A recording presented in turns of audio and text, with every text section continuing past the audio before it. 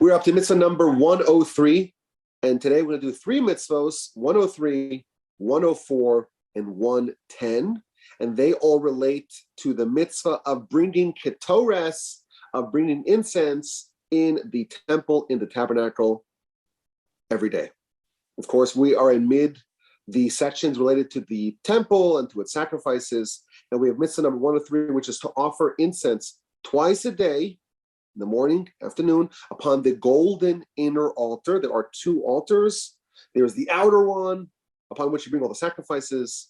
It's much bigger. It's made out of copper. And then there's the inner one, and it's made out of gold. It's much smaller, and that is used for incense. So that's mitzvah number 103, to offer incense twice a day upon the golden inner altar. And the mitzvah number 104 is related, and that is to not use the golden inner altar for anything else. You don't offer sacrifices upon it, with the exception of Yom Kippur. On Yom Kippur, once a year, you do offer sacrifices on the golden inner altar, but the rest of the year, it is prohibited to use the golden inner altar for anything else aside for incense. And finally, mitzvah number 110, and that relates to the concoction of the incense. As we'll see, there are 11 different ingredients that go together and have to mix up in this very precise way to make the incense. And that mixture, it is prohibited for us to replicate it. If we gather these 11 ingredients and we replicate it, we are in violation of mitzvah number 110, not to replicate the mixture of the incense. So part of the daily routine in the temple is the twice daily offerings of incense. The verse tells us that Aaron, the Kohen, takes the special mix of ketores, of incense, of the various different spices, and places it upon the golden inner altar twice a day. And that raises a beautiful smoke, and there's this spread of this wonderful aroma, and that is the mitzvah that we're talking about today. Now, part of this mitzvah is also to create the special cocktail, the special mix of the ketores, and that is not done every day. It's not even done every week or every month. It is made once a year. Once a year, they gather sufficient spices for the entire year's worth of incense, and it's mixed in a very special, precise method, and that is going to be used over the course of the year. And the Sefer Chinuch tells us that the making of the incense and the offering of the incense is all bundled together in one mitzvah, mitzvah number 103. Now, there is a dispute amongst the commentaries as to whether or not this is one daily mitzvah or two daily mitzvahs, because we have to bring the incense twice a day. According to the Ramban, he says it's two of the 613, once in the morning and once in the afternoon, but the Rambam and the Sefer Chinuch that we are using to navigate through the mitzvahs, they are of the opinion that it's only one mitzvah, the twice daily ketores offerings. Now, as you mentioned, the making of the making of the ketores is part of this mitzvah. It is comprised of 11 different ingredients. 4 of them are mentioned explicitly in the Torah, and 7 of them are included in the oral Torah and the oral tradition. Now, part of the description of the ketores is actually featured in our prayers, and the part of the ketores that is highlighted in the prayers is the mixing and the creation of the ketores. And it tells us that every day we bring what's called a maneh. Maneh is a certain volume. It's about a pound, if you will, a little more than a pound of ketores brought every day, half in the morning and half at night. And every year they make 368 manehs for the year's ketores, for the annual ketores consumption. And it tells us the precise breakdown of each one of these 11 ingredients, how much of a percentage, how much of a proportion of the total mixture is from each one of these 11 ingredients. So it tells us the first 4, which is tsari, tziporen, chelbana, and levona. which according to ArtStroll, it's stakti. I don't know what stakti is, or onaika. These are names of various spices. Chelbana is galbanum, and lavona is called frankincense. So these four are featured in the actual Torah. And each one of these, there are 70 manas, think of it as 70 pounds worth that are included in the annual mixture. And then we have more kitsia, shibolis nerd, and karkom. And there's a lot of literature. 1 second there. Leslie, I feel like you're unmuted. Would you mind muting yourself, Leslie? Or anyone else is unmuted?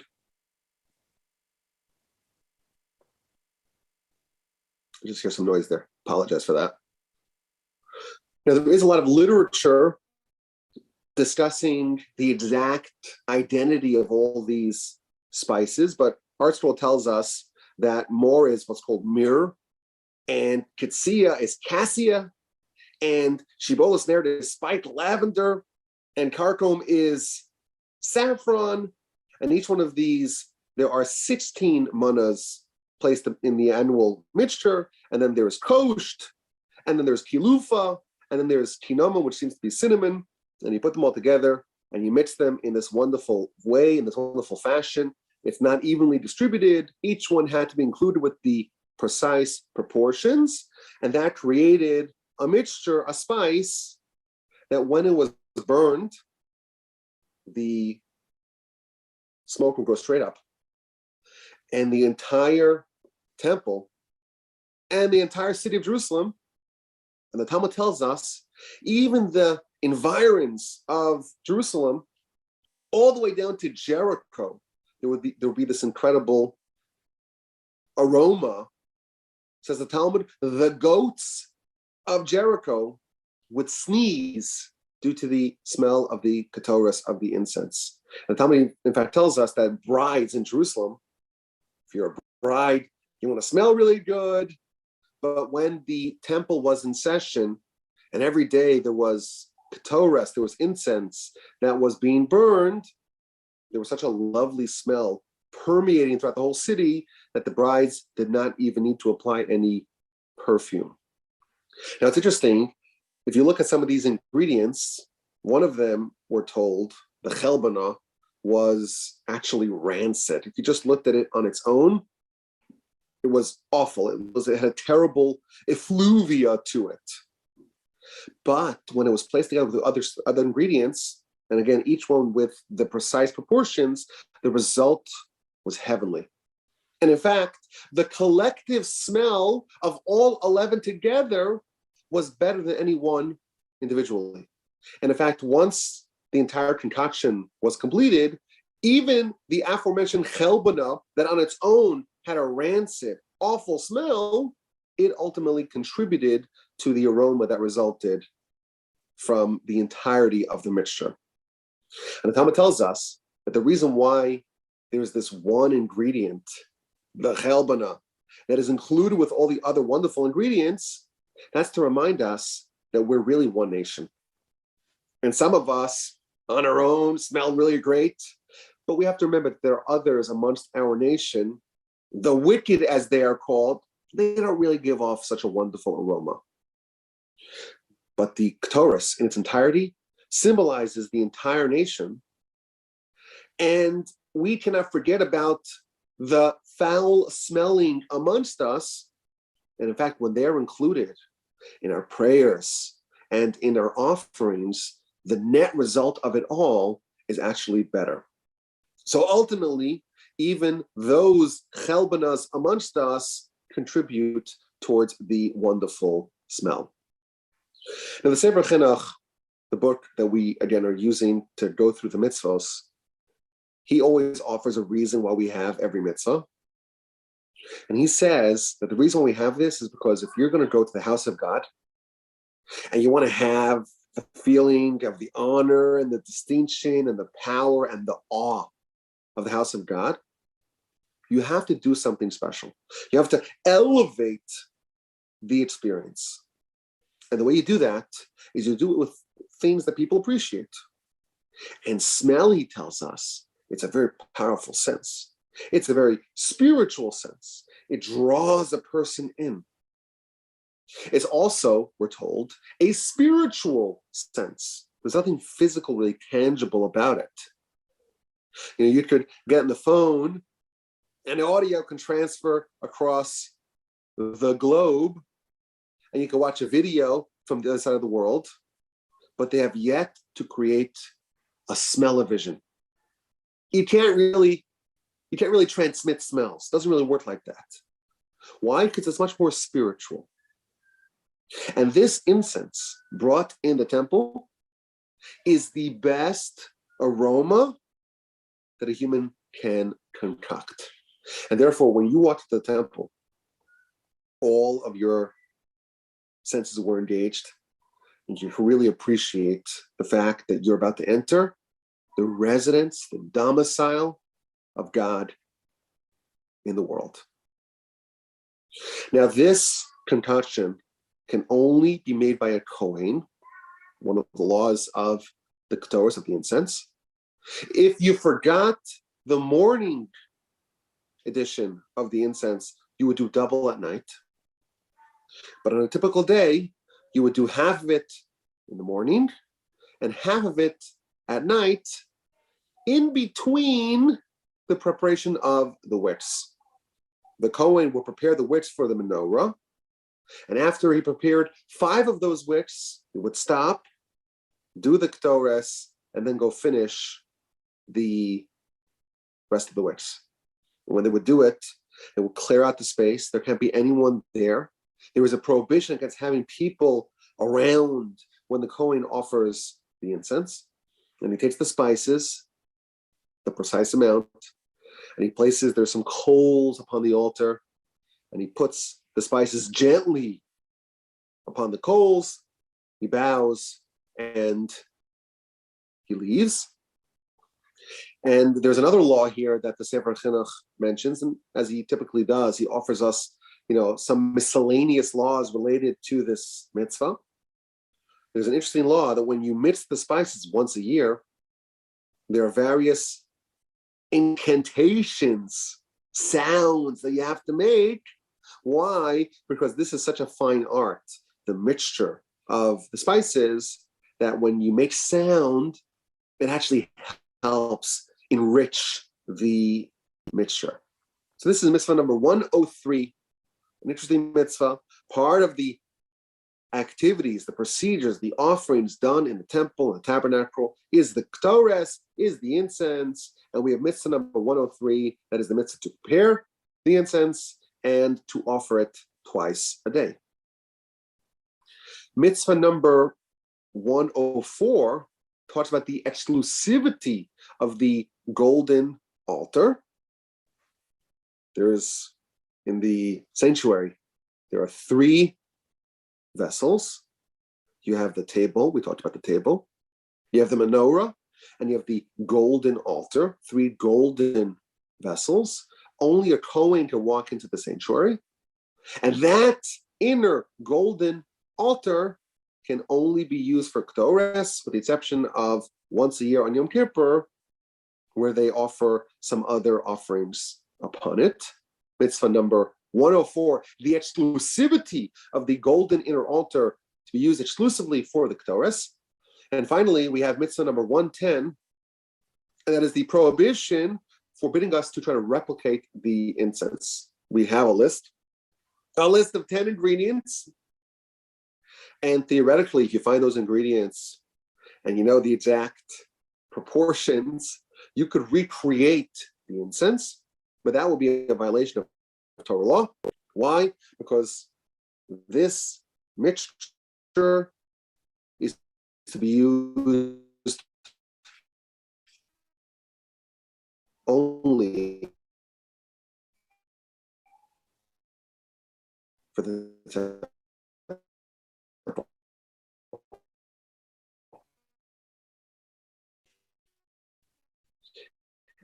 The Sefer Chinuch explains that world where the relationship is undeniable. This is a unique to heighten the value, the prestige, and its accoutrements. There is a mitzvah to give some exclusivity to part of what we do there, namely the incense.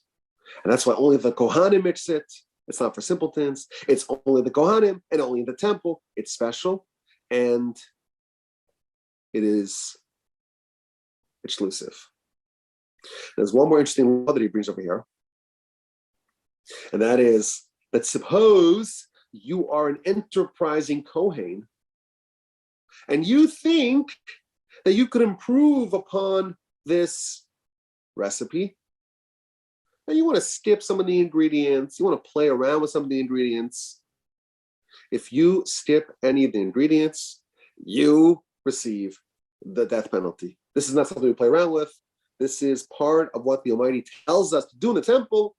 We play around with it. It is a capital crime. Now, there are some interesting instances in our literature that talk about the incense. One of my favorite ideas that I like to share, I've said it in one of my Parsha, I think in a few Parsha podcasts in the past. There is a description offered about a person that their deeds were as pleasant as ketores, as incense. And that is, I think it's in chapter 25, if I'm not mistaken, of Genesis. When Abraham, after Sarah dies, he remarries. And the woman that he remarries is called Keturah. And that sounds a lot like ketores, which is the incense. And Rashi there tells us that this Keturah is a woman that we've met before. That is Hagar, the woman who is the mother of Ishmael, who Sarah banished after he proved to be a bad influence to Isaac. And now, after Sarah's passed, Abraham remarries Hagar, and she's now called Keturah. Why did she have this name change? So Rashi tells us, well, because Hagar, her deeds, she was so righteous. Her deeds were as pleasant as ketores. And because her deeds were as pleasant as ketores, therefore, she is renamed Keturah. Now, what about Hagar relates to ketores? So I heard an idea from a friend of mine a couple of years ago, and I think it really strikes at the heart of what ketores is. You may recall, we spoke about it a few minutes ago, part of the ingredients, part of the recipe for the ketores is the chelbana, which is something that on its own, it smells really, really awful, rancid, terrible, a putrid smelling spice. But the net result of the ketores is something really beautiful. How do you mask the smell of the chelbana, and how do you transform it from smelling so terrible to smelling so, or to contributing to something which is so aromatically satisfying? The answer is, of course, that you don't just present the chelbana on its own. You know the right ingredients to add. If you add the specific ingredients featured in the literature, and you add the right cocktail, and you know exactly the proportions of what to put in and how exactly to make the mixture, then not only are you masking the terrible smell of the chelbana, it's ultimately going to contribute towards the net result. So to be someone who makes the ketores, to be the right spice master, you have to know exactly what to add and thereby negate the badness, so to speak, that's present. The way you make the ketores is not by eliminating the chelbana, but you take the chelbana, it smells terrible, but when you add the right amount of other things and you make the correct cocktail, the result is wonderful. Hagar, she was dealt some of the most difficult cards in history. How so? She's the mother of Ishmael. Ishmael is the one person the Torah forecasts he is going to be a wild man. The angel, God, told Hagar, you're going to have a rotten apple. His name is Ishmael. And indeed, she bore a child named Ishmael, and he was rotten apple. And there was a good reason why Sarah banished Hagar and her son from their house. Rashi tells us that Ishmael did three things, the three cardinal sins: murder, idolatry, and adultery. All three of them. He was a rotten apple. But later on in the Torah, Ishmael comes back. This time, has come back. This time, Ishmael, we're told, repented. He became righteous. How did Ishmael repent? How did he become righteous? The answer is that his mom, her deeds were as pleasant as Keturah. She knew what other ingredients to add to not only mask the bad qualities that he bore innately, but to ultimately create a cocktail that results in something very pleasant, very aromatically satisfying. And that's why she's like Keturah, because she knew exactly what to add. She, using her ability to be a spice master, she knew exactly what other ingredients to add to the cauldron to result in something that, when put together, is actually quite satisfying. There's another place where the Keturah appears in the Torah, and this is in Parshas Korach.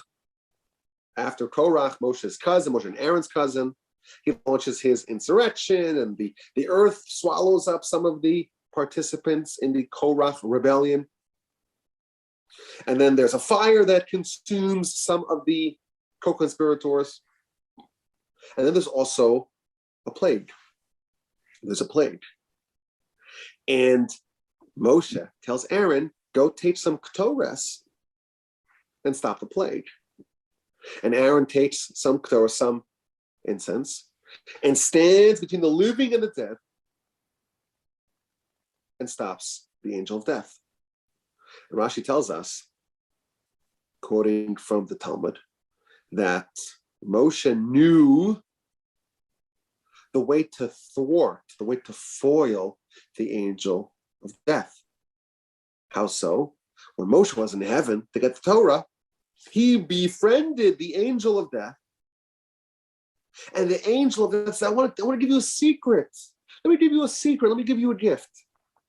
If you ever want to stop me, just offer Keturah. That's all you need to do to stop the angel of death. So when there was an eruption of a plague, the angel of death is running wild, running amok in the camp. Moshe knew the secret to stop it. He tells Aaron, go take the Keturah and go stop the angel of death.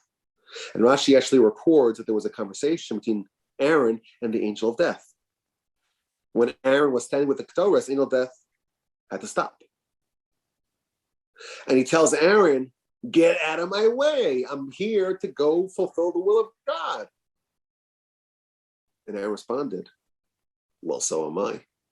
Because Moshe told me to bring the incense. And Moshe would never tell me something which is against the will of God. And ultimately, the plague ended. So there's something really fascinating that our sages are telling us, that Keturah stops plagues. Why is that?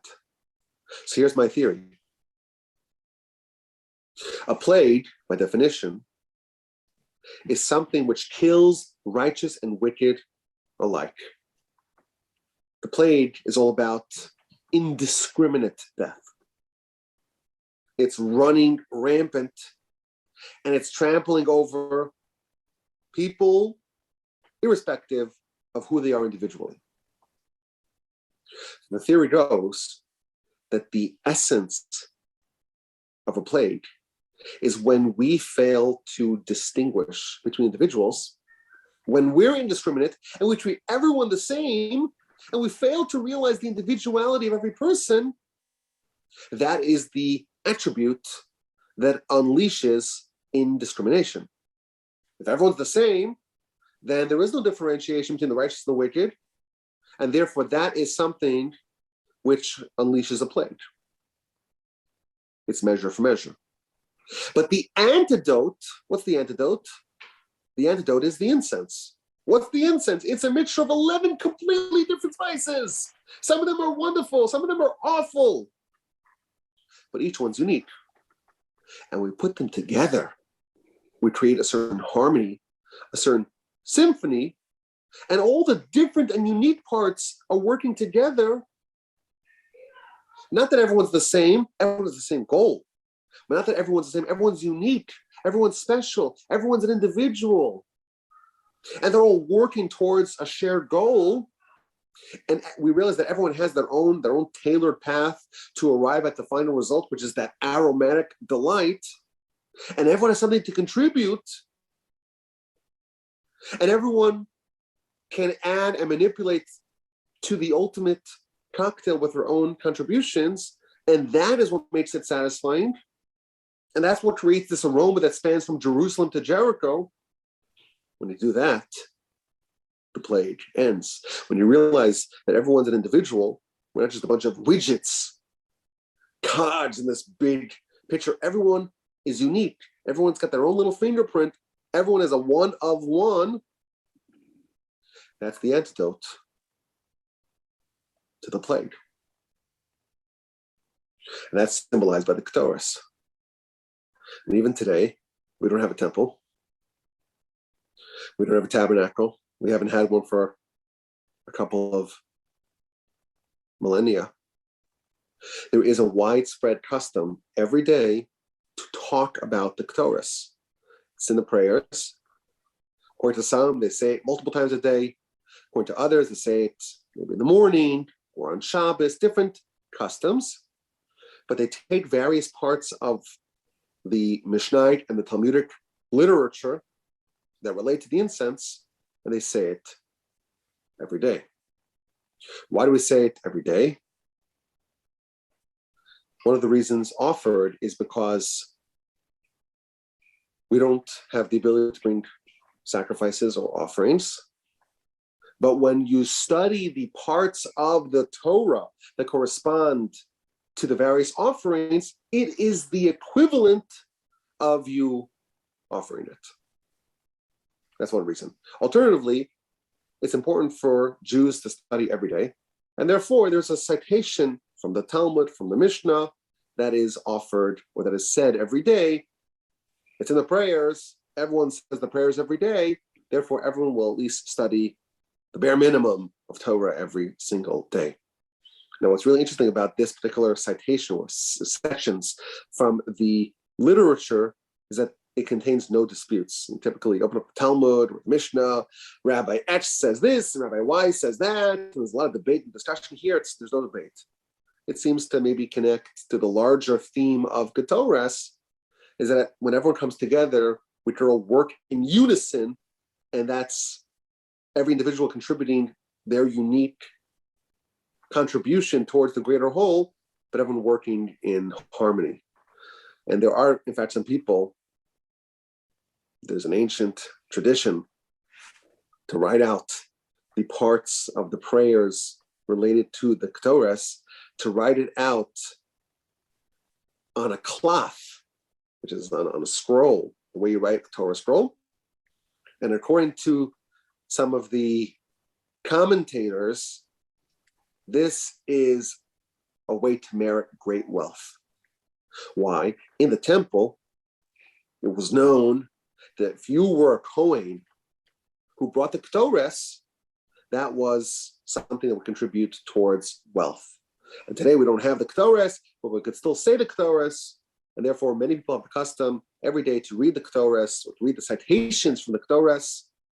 And you read it in this special way, written on the parchment, written like a Torah scroll, and that will be a boon for you to merit economic prosperity. So that's mitzvah number 103, 104, and 110. This is a very interesting part of the protocols of the temple, done every day, once in the morning, once at night, some extra times on Yom Kippur, to bring the Ketores to bring the incense.